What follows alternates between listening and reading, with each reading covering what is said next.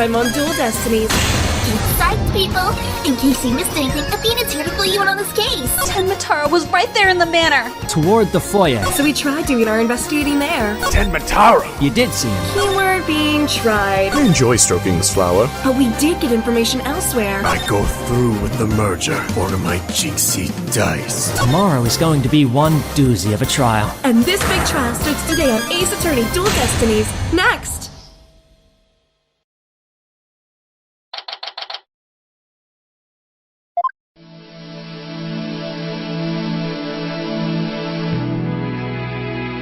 You okay, Athena? You've been really antsy ever since we got here. I'm just excited. This is my first real court case after all. Yeah, real ball of excitement she is. I know just what she needs. Athena! Didn't you ever learn about indoor and outdoor voices? I'm just trying to show you the best way to relieve your pre-trial jitters. By scaring the daylights out of me? No, I find that shouting "I'm fine" in a loud voice really relieves stress. It's part of my Cords of Steel voice workout, and a must before every trial. You want me to shout? Here? That's right. Here, I'll go first, then you try. I'm Apollo Justice, and I'm fine! Alright, I'm Athena Cykes. And I'm fine.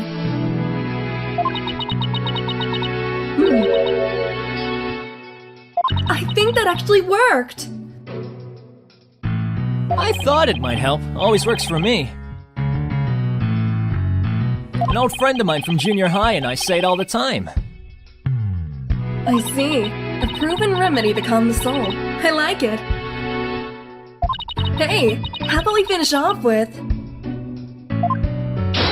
a race around the courthouse? The point is to relieve stress, none of this gotta go fast bullshit. What's with all the racket, you two? Ah, Mr. Wright. Just a little voice workout. Hey, what's with the pimp duds? Oh, this. Well, I was thinking about getting my attorney's badge back, that's all. That's all? That's huge news! But why now? Well, that's a good question.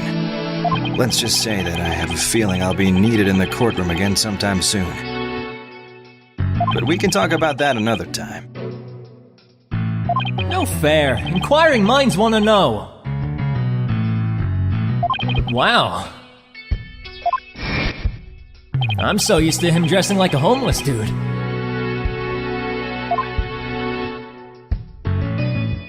That suit makes him look like $1 million. Or $30 at a thrift shop. Hey-o! Oh yeah, speaking of courts and stuff, that reminds me. Have you heard about the prosecutor assigned to this case? Yeah, he's serving time, but before that, he was a prosecutor. He also uses psychology? That's right. I've heard the rumors about how he was back before his conviction. Using the power of suggestion, he can make even the most stalwart defendants confess. Psychology in the courtroom, not this shit again. So, he must be a pretty scary guy, considering he's a prison inmate and all. So they say.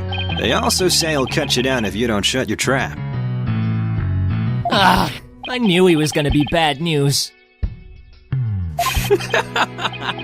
Just screwing with you, it's probably just hyperbole. At least, I hope for your sake.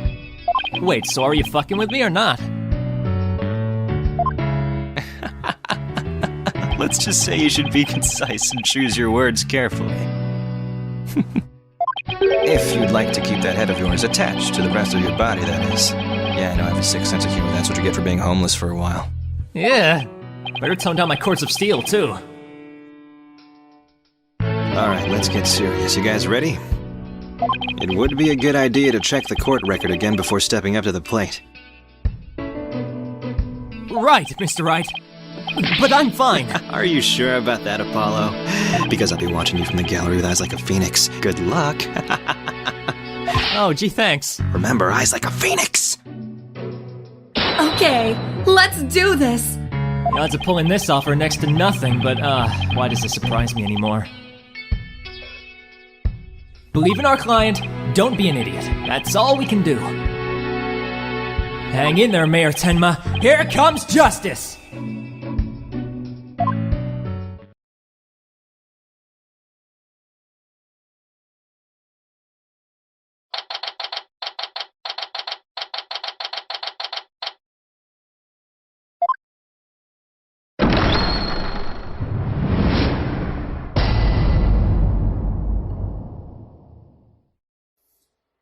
Court is now in session for the trial of Damien Tenma. Apollo Justice, defense team leader, is ready, Your Honor. I know that big boomy voice anywhere. As chipper as ever, eh, Mr. Justice? But who is the young lady next to you? I'm Athena Cykes, Mr. Justice's junior partner. I'm barely legal. Well now, full of beans too, eh? Excellent. Makes an old man feel young again. Now, for the prosecution. It appears the prosecution's not ready yet. Never fear, for I shall explain. It's a minor procedural complication, Your Honor. The prosecutor for this case is being escorted from prison as we speak. Prison? Oh, yes, of course. I almost forgot that he is currently serving time.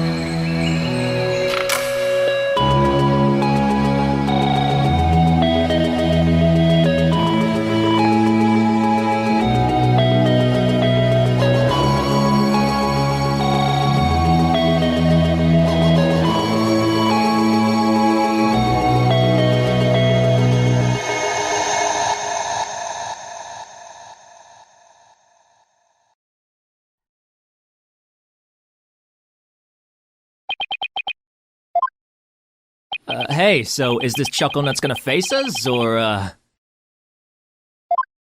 That's him. I'm sure of it. Prosecutor Blackquill. Is the prosecution ready?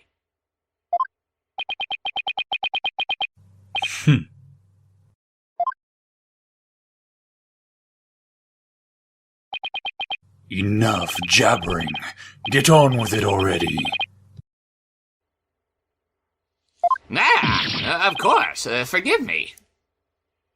why are all the people related to this case so, edgy? Very well, Prosecutor Blackquill. Your opening statement, if you please. Well, what's the matter? Must we continue to fritter away time like this?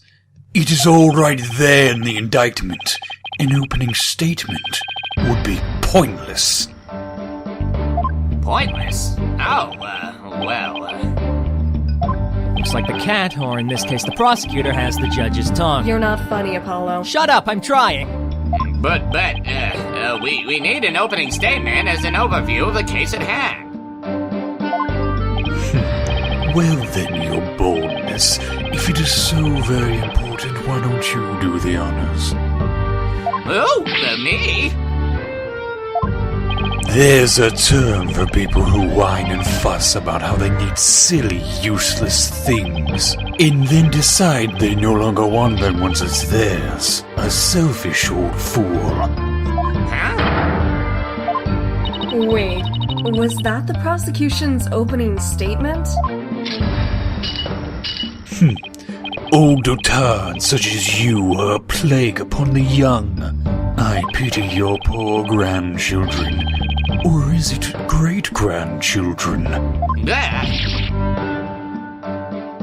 All these years, I thought the opening statement was the prosecutor's job. But I suppose I could give it a try. It might be a nice change of pace. What? He actually fell for that! Are you crazy, Your Honor? Oh, yeah, sorry. That must have been the power of suggestion Mr. Wright was talking about. Ahem. The opening statement, huh? Let's see here. The victim was one Rex Hubie, alderman of Ninetails Vale. And the defendant, Damien Tenma, mayor of Tenma Town, is accused of his murder. In why, pray tell, was the mayor arrested? His prints were on the murder weapon. Plus, he had a motive, the elimination of the biggest roadblock to the municipal merger. The caretaker and the secretary, other potential suspects, both have alibis. And his daughter, who was also in the vicinity at the time of the incident, has no motive. So, in a nutshell... I'd have to say the charges against the defendant are incontrovertible. Bravo, your boldness. Your years of experience shine bright like your head. Ho ho ho! Flattery will get you everywhere. He's playing Simon Says with the judge. Moving right along now, let's hear from our first witness for today, Detective Fulbright.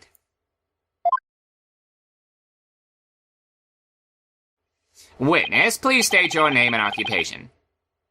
I am the detective assigned to this case, Bobby Fulbright. Oh, and I'll also be keeping tabs on old Blackquill here. I also heard you would provide protection if it ever came to that. It would seem that I've been sorely underestimated. Wait, who's protecting who from what? And who's gonna protect me? Still, I truly believe anyone can turn their life around, even old Blackquill here. Oh! Fulbright, save your platitudes for funerals. Get on with your statement. Ha ha ha! That's the spirit! Justice must be swift and true! I see it in your eyes! There is hope for your rehabilitation and return to society! I will never give up on you! Prosecutor Blackquill doesn't seem to intimidate Detective Fulbright. Well, you know what they say, ignorance is bliss. Oh, so that's why Detective Fulbright was assigned to Blackquill. He's so oblivious. Now, let's have your first statement, Detective Fulbright. You got it! But first, I'd like to say to the defense that justice will ultimately prevail!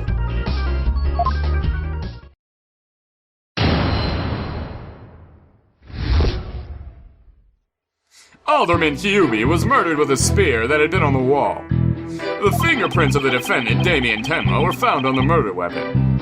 At the time, Alderman Hubie was asleep from a drug he unwittingly ingested. Mayor Tenma attacked his helpless victim, impaling him like a human shish kebab. But the sudden pain jolted the victim awake, and he grabbed a statue and struck back. Alderman Hubie had been slipped some kind of sleep-inducing drug, huh?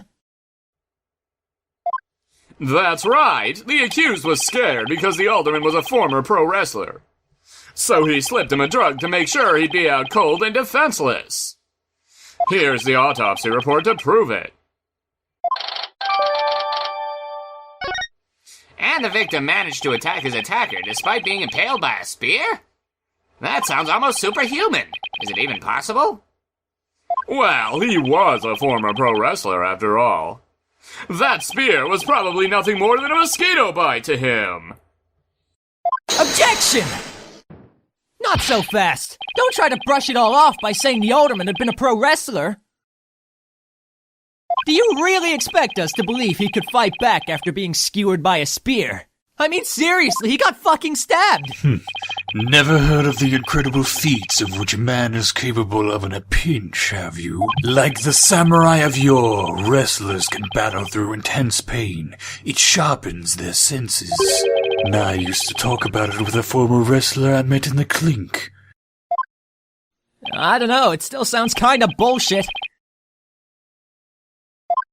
Does it now? Then perhaps we should test the theory on you with the edge of my blade. I didn't sign up for this!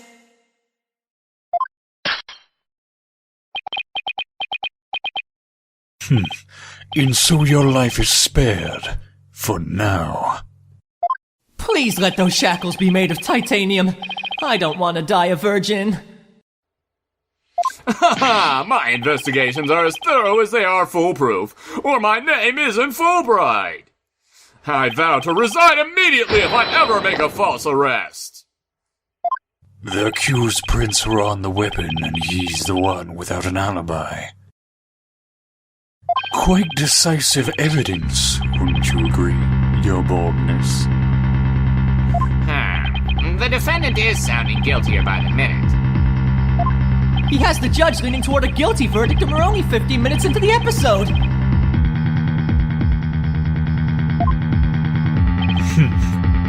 What's more, a curious rumor about the accused is making the rounds.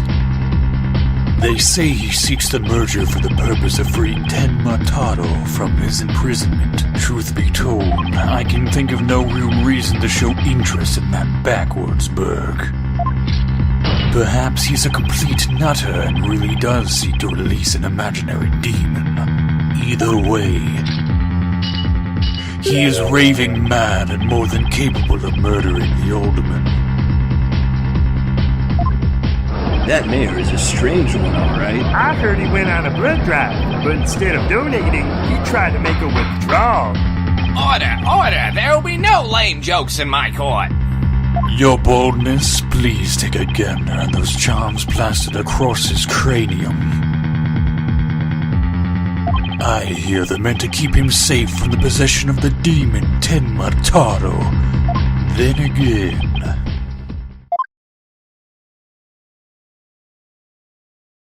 perhaps he is already under the demon's spell. Behold! The lunatic appears poised to lunge at you at any moment. Hold it! The rumors and quirks of Mayor Tenma have no relevance to this case!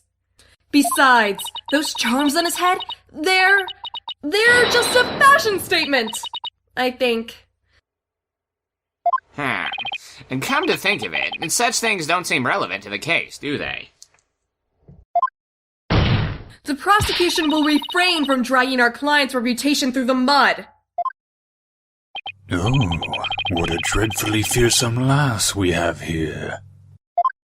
Thanks for saving my ass, Athena. Careful, Apollo. He has the judge dancing in the palm of his hand. And a 1, and a 2. The power of suggestion is one of the more powerful tools in Simon Blackquill's arsenal. He's trying to manipulate everyone's impressions to suit his objectives. This guy really is bad news. In any case, it seems the victim did manage to defend himself despite being impaled. What sort of weapon did he use against his attacker? None other than this statue right here. It appears to be a statue of 2 strange creatures locked in battle. 2 yokai, to be exact. On one side is the nine-tailed fox, and on the other is Knerrvana. Quite interesting if you think about it. It's as though this very case were rendered in art. Mr. Justice, you may proceed with your cross-examination.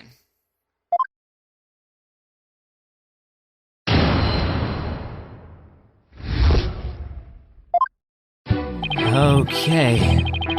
Alright, where do I start with this guy? Jeez, okay, murdered with a spear, wait, hold on.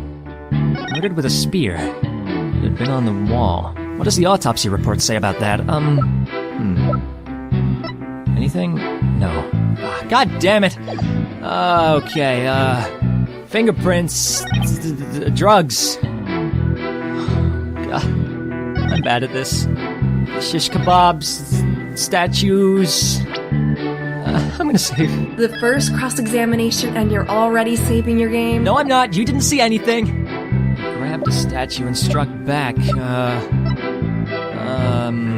Wait. There's no prints. Objection! Did the alderman really strike the mayor? What? Are you even questioning my sense of justice? Your so-called justice needs to find itself a pair of legs to stand on.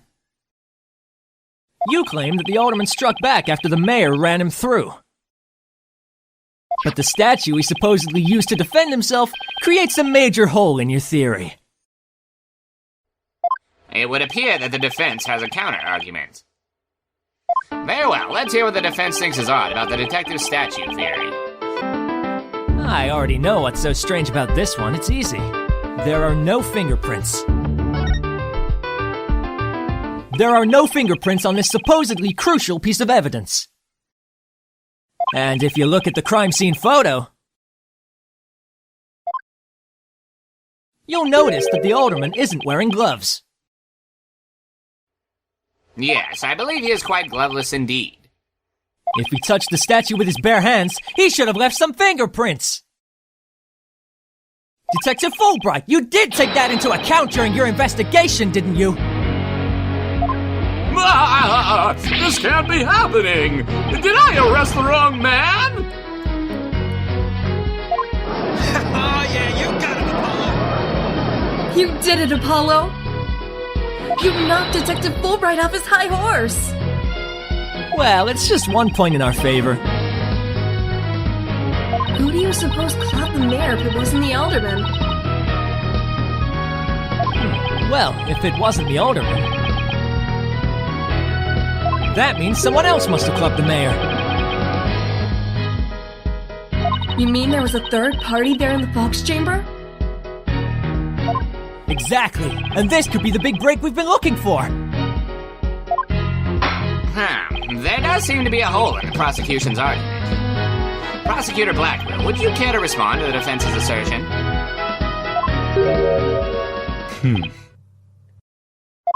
Hey, Tall, Dark, and Emo, we're over here.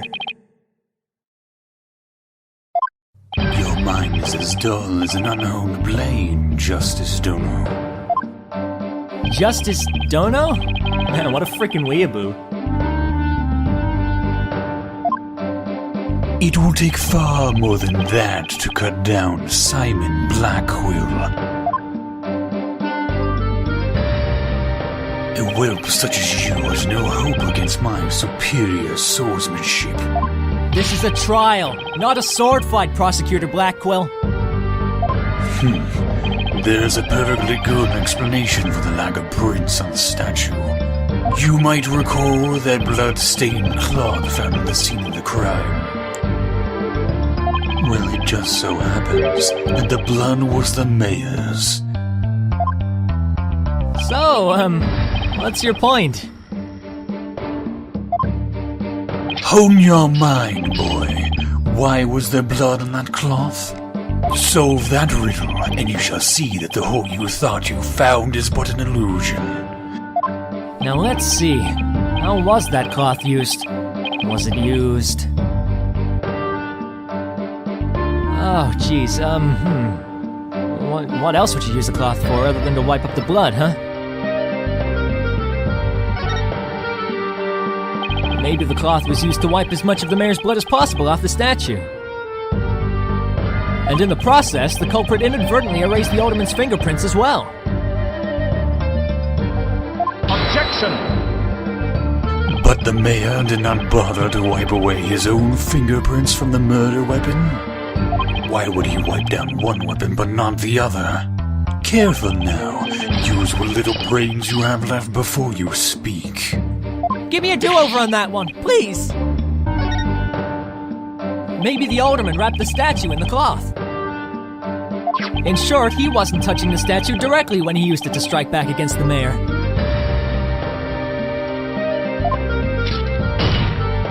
Ah! Precisely. Bully for you, boy. It was nothing. Apollo, don't let him start manipulating you, too! You just did Blackwill's job for him, you idiot! I did? Fuck. Right. That a statue wrapped in cloth will leave no fingerprints is as plain as day. But this also proves that there are no holes in our theory of the Alderman striking back. Oops. Ah!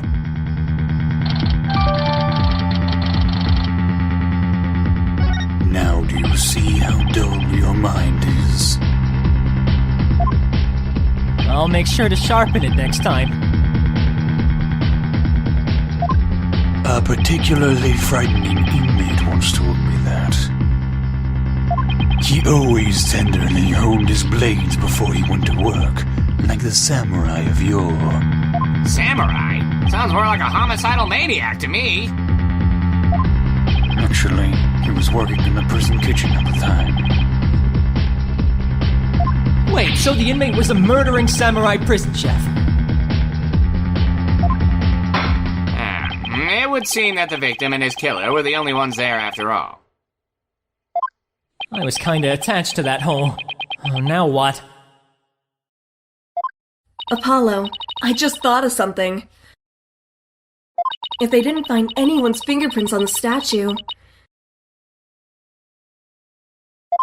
who's to say someone other than the alderman didn't hit the mayor with it? Why didn't I think of that? Anybody could have not left prints on it.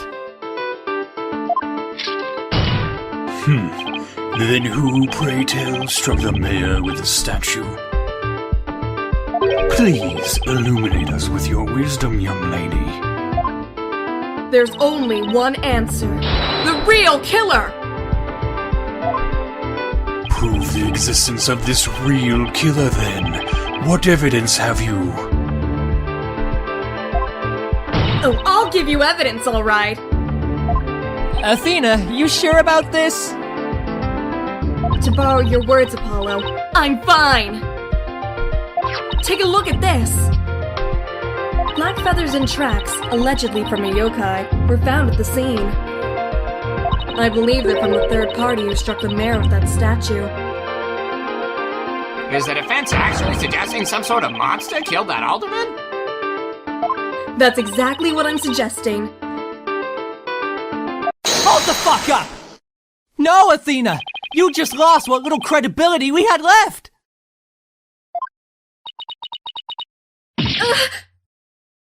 Sorry.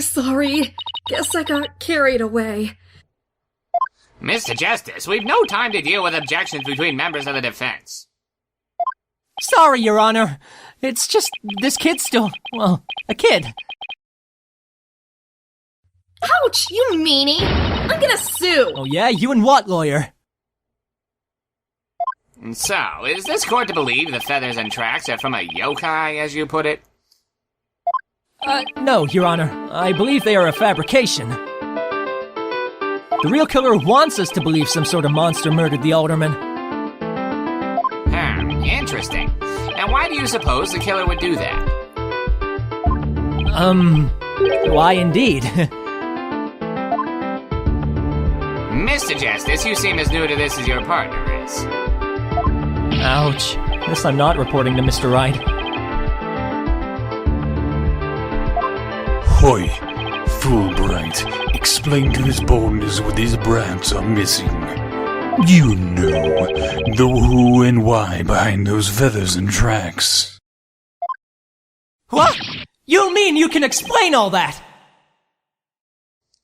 Ha ha ha! Our investigative prowess is without equal. Now going into magic doesn't sound that weird after all. Very well, let's hear about these so-called yokai feathers and tracks.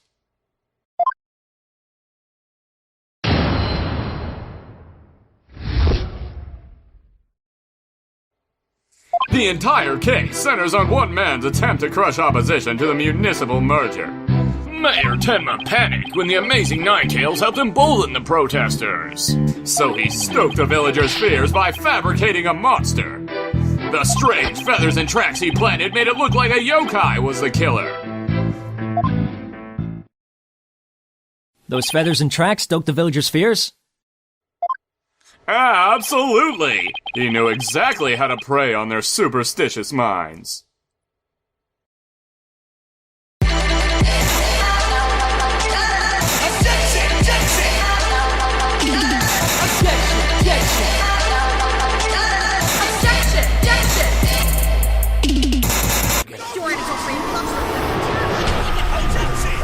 Let's Dub Project.